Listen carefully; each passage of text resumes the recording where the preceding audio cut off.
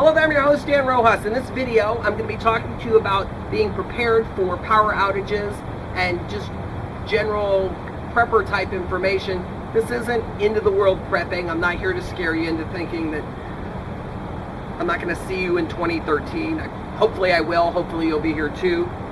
Main thing you need to concern yourself with are realistic problems that can happen, like power outages from storms. This is a 5,500 watt generator. It is a lower cost generator. We actually paid $299 for it. We got it on sale at Walmart because they were liquidating their supplies. I'm going to be talking to you about several things that people tend to forget when preparing for just general things that can happen. There's a lot of websites out there that'll tell you what types of foods to store, how to prepare for 6-8 months. We're talking about a week, 2 weeks without power. I had a higher quality Troy-Bilt generator, 5,500 watt too. Used it a lot. You want to make sure these are covered. This one is broken. The oil plug rattled loose and it was out in the rain and water got in there. So you want to have a cover, something to keep your generator. They'll run in the rain, but if that oil plug goes off, you get water in there, it's only going to last a few minutes like mine did. So this one we used several times, but I've got a couple other generators. You want to make sure that you have generator oil for the specific model that you have. The storm is about 250 miles from us and it's starting to rain already. Make sure that you have enough fuel, gasoline. We have 20 gallons. These are all empty. Do not store your gasoline like this all in one place. These are just old cans that we have. The type that I like has this spout right here that goes inside. This one's empty, but this allows you to seal it up pretty good and keep the moisture out. I have 20 gallons stored in 4 different places on our property, protected. One of them, something happens and it catches on fire, your resources aren't all lost and you don't burn everything down. So don't store a lot of gasoline in one place. Don't put it, unless you have a good sealed container, do not store it inside. You want to fill your car up with gasoline ahead of the storm if you have advanced warning. We also have 6 dogs, so we normally feed them home cooked food every day. Buy a bag or 2 of dog food just in case you're without power for a while and you can't cook. The reason that you want to have your car filled up, in case you want to drive somewhere of course, but you have a battery in there with an alternator. This will run inverters. It will also charge other batteries. Having one deep cycle battery is a good option. We have several of them. These give you a little over 100 amp hours, which is enough to power small devices for a very, very long time. This is a spare solar panel that we have. The sun comes out after a storm. You have some charging options with that. This isn't 100% necessity. Another option to the larger batteries are small 12-volt batteries. These usually contain 7 amp hours. There's many different types of inverters that you can get. There's modified sine, pure sine wave. This inverter has a USB jack on it, and it is a more powerful 1,500 watt inverter. You can go down as small as 100 watts if you have a loved one that uses a CPAP machine for sleep apnea at night and you're worried about them.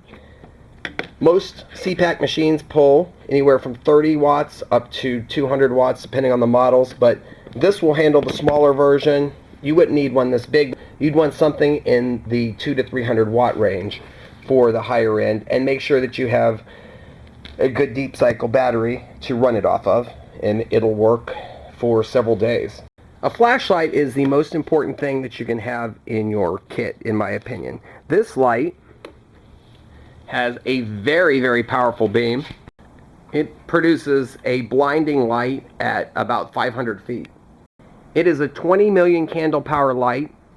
It's made by Autocraft. You can actually get these at AutoZone for about $35. They're very, very inexpensive considering what you get with them. The problem with most flashlights is you don't need this intense light most of the time, and this will drain the battery in about 30 minutes.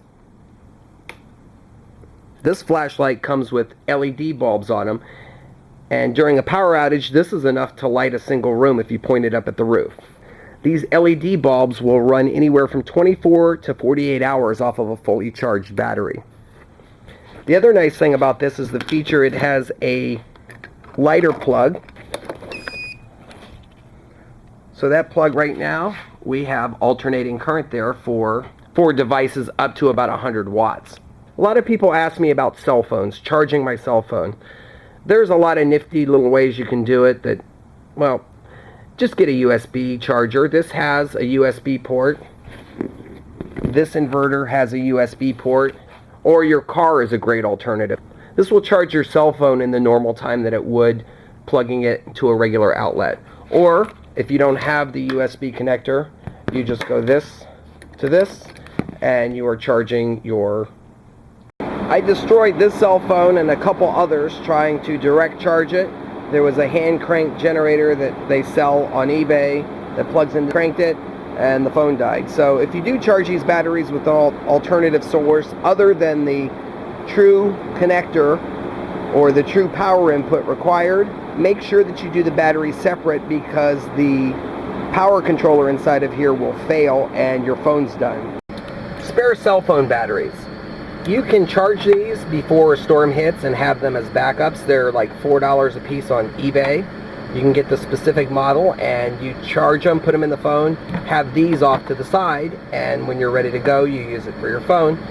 Ziploc bags are an excellent option to protect your electronic devices from wet conditions, even damaged ones like this. They come in all different sizes. The dollar store sells giant ones that you can put your clothes in.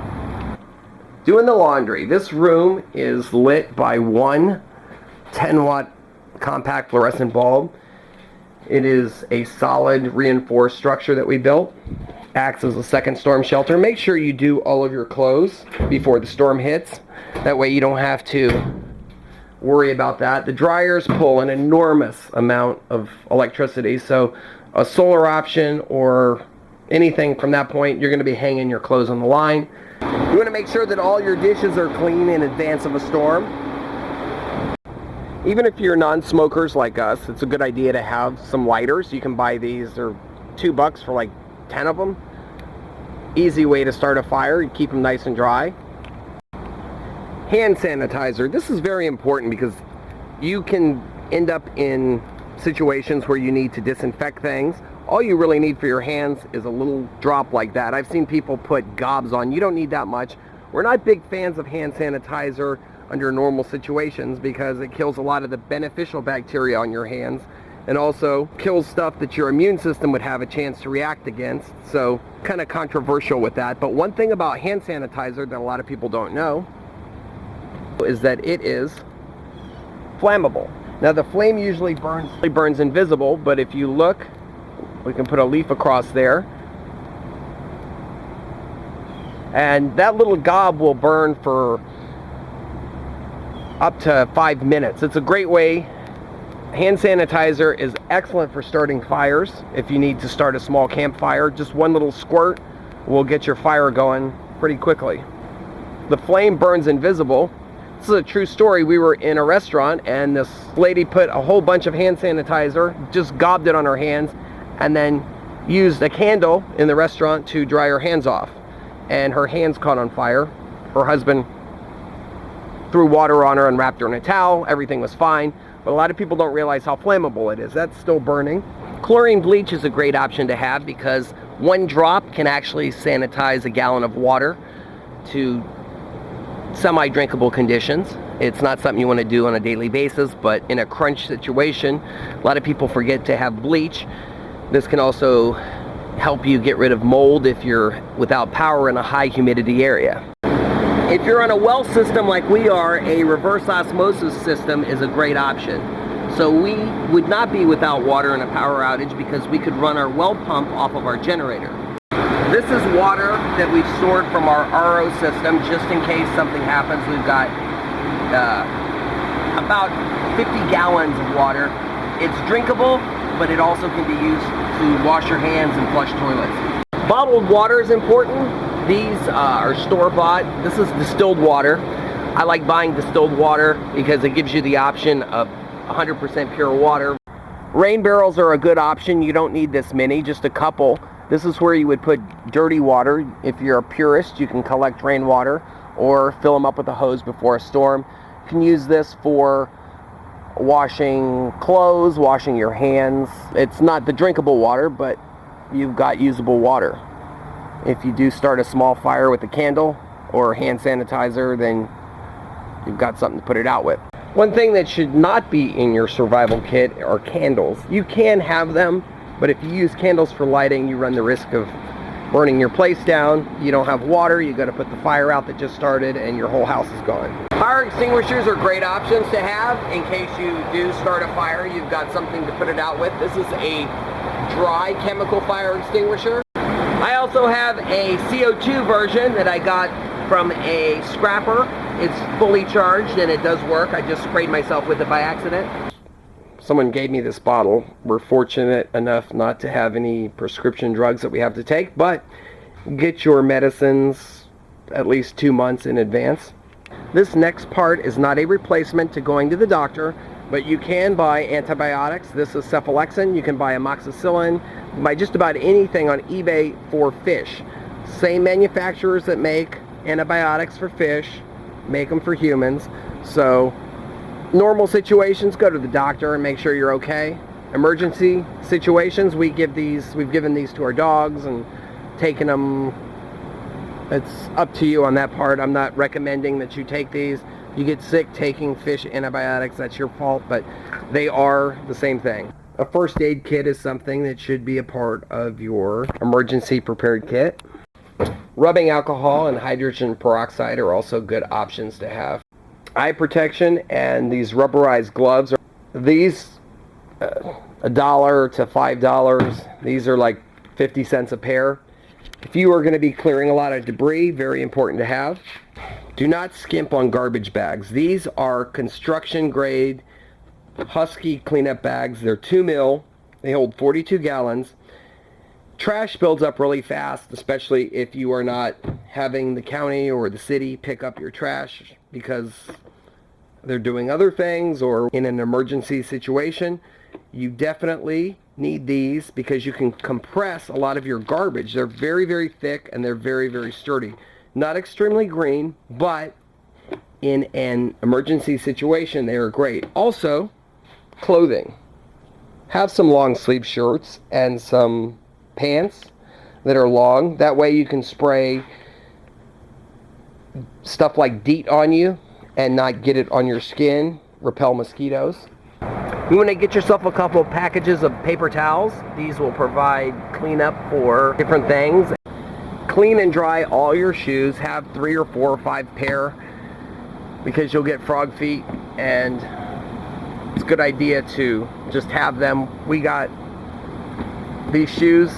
We bought them on eBay for like $5 a pair. Older shoes. Great backups. Personal fans are great options if you don't have enough power to run your AC. A small inverter will run one of these and provide you with all the cooling that you need for a night's sleep.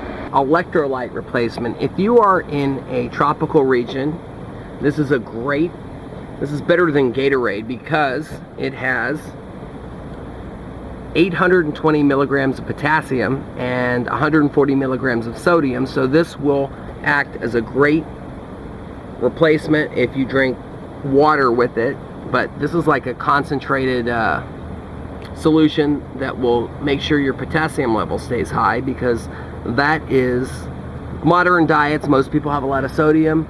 This will offset the excess sodium and give you the proper amount of potassium. A full fridge is a happy fridge. Keep as much stuff in there as you can. Bottles of water will act as a ballast if the power goes out for like an hour or two. It'll keep the cool. They actually store it, and you will have stuff stay fresh for several hours without any power. Non-green supplies like styrofoam cups are a good option because you can just simply crush them down and throw them away when you're done. We stock up on these before a storm just in case, so we don't have to worry about wasting water to do the dishes. Extension cords are important too. You need the proper footage to run to different things. If you're temporary, you can run it to your refrigerator and a very small window AC unit. Generator wires, you want to make sure you have the proper plug for your generator. This one converts the 240 down to separate circuits of 120 volt. Make sure that you know all the plugs. This is another battery backup option. It has the 12-volt output. Charge your cell phone with that easily. Compact fluorescent and LED lighting are a must-have because standard light bulbs pull 4 to 10 times the electrical current that these require. These put off the same amount of light. We use them everywhere. We've used them for years. Small batteries like this are a good option. Rechargeable ones are even better because you can charge it off your flashlight or the USB connector. Strapping tape and electrical tape are very important options for repairing things. Hey Goosey, if you are on well water like we are, this is a well that goes down to the center of the pond that we dug. This is our shallow 3/4 horsepower pump that provides all the water that we use. It's partially solar, but in case something happens to it, you should have PVC fittings for everything. This is a backup 1/2 horsepower pump. This is where our gigantic koi fish, we've got koi fish that are 3 feet long in there. I'll show them to you in a future video. This is a very inexpensive pump. This costs like 20 bucks. It is a 1/2 horsepower. It pulls about 400 watts, so it runs, doesn't give you the full water flow that you get, but it does pretty good. I've taken it off a few times and used it in emergency situations. If something happens to your main pump, you have a, ouch, look at that, just poked myself on the PVC. You got a nice backup. Here comes the wind. The storm is 200 miles away from us now, and we are getting 30 to 40 mile an hour gusts. Spare PVC or piping for your projects is a good idea. You should have the glue and all the tools needed to replace something should a tree branch fall and break your water line. Extra supplies of wood. A lot of people forget about this. We have several backup supplies, pressure treated, non-pressure treated, all different types of wood here that we use. We use them for building. We cycle them out so termites don't get to them, but it's good to have this just in case. Flat mirrors like this in combination with the Archimedes, well, we call it the Archimedes, but with the pinch setup works great. We have our solar grill that we use with a parabolic mirror, just about every day. These are TV styled Fresnel lenses. They last about a year with solar exposure. This is one that is 5 years old. It's pretty much useless. So is that one. This is our optical Fresnel lenses, but you don't necessarily need a Fresnel lens for solar cooking. You can use it. Cooking options. I like the parabolic mirror better for cooking. We've got our grass growing. This is a about 5% of our hand crank generators / DC motor supplies that we're going to be liquidating soon. I've got about 2,000 of them, but they work. You can use them for powering a small LED light for as long as you can turn it. Solar vacuum tubes are fabulous options for boiling water. These will boil water without a reflector. Right now, this one, the interior is about 130 degrees in rainy weather. These have a vacuum around them, so if you have direct sunlight, you can actually boil water with them. With a parabolic mirror or a small reflector, Fresnel lens, you'll do it in just a couple minutes. This gives you an excellent option for distilling. These range in price between 10 and 30 bucks. They sell smaller ones. Initially when you get them, they will have a lead content to them because of the manufacturing, but most of that's stored in between the vacuum. Wash them out with alcohol and vinegar and you will be fine. The lead content, this is just pure borosilicate glass, so it's not an issue. I can't stress enough the importance of LED lighting. This light has been on for 3 years, day and night, because I've been testing it, but it only pulls 10 watts. So this pulls less than what a traditional light would pull. You can run this for a year for the same cost that you run a regular light bulb, like an incandescent bulb, for a couple weeks. Should things get really bad, this is our storm shelter. It is air conditioned. The entire thing, it's about 60 degrees in here, 300 watts, 50 watts between the two of them. There are kennels, should we need to put our dogs in there. There's a video on this, the link is here. Shows you how we built it. You're not going to be able to build this in advance of a storm, but it's a good idea to have. If you are stocking up on canned foods, even stuff that will last several years, it's a good idea to mark the date that you purchase it. The expiration date will work too, but this gives you a better idea. The expiration date can be pretty wide. So the idea is when the storm passes and you no longer have the need to worry, go ahead and swap your materials out. Use this to eat during a regular day and buy some new stuff to replace your backup supplies. The same is true for gasoline. You do not want this stuff sitting around for over 6 months. Use it in your car right after a storm if you're in the clear and you didn't have any damage, and then replenish it every few months. If you have a cable modem system like this and you actually are lucky enough to have internet access through the storm, these have a backup battery in them, but you can also run an additional small inverter to this. Your router is a different story. We have ours outside under this protective dome, but it actually runs off of a DC current that is transformed from this converter. So you can run a small inverter. The same inverter that runs your cable modem will also run your router. They pull just a few watts a piece, so it's not a big deal. You can get away with like 100 watts for both of them. Make sure you charge your laptops and get a spare battery for each one. It's not a big deal. They're like 30 bucks a piece. See, this one's low right now, so I need to charge it. While you have grid power, go ahead and charge it up. The USB port on here will charge your cell phone. It'll charge many other small devices, and you've got possible internet access. Thick grade aluminum foil, while it doesn't make a great solar collector, it does provide you an excellent option for lining your toilet. If your septic system becomes backed up because of heavy flooding, you can do your business in there, crumble it up, and throw it in the garbage in an emergency situation only, of course. Keep the goggles on. If you're like us, your pets are part of the family, and you need to make proper for the shelter that you go to make sure that they accept pets, or have pet cages if you go to a shelter or decide to weather the storm at home. Make proper accommodations for them. Show how mean you are. These simple tips can make weathering a storm a little bit more enjoyable for you and your family. If you have ideas on how to prepare for a storm, please feel free to post them in the section below. I'm your host, Dan Rojas. This is Little Bear, 16 years old. He's a smart ass, aren't you?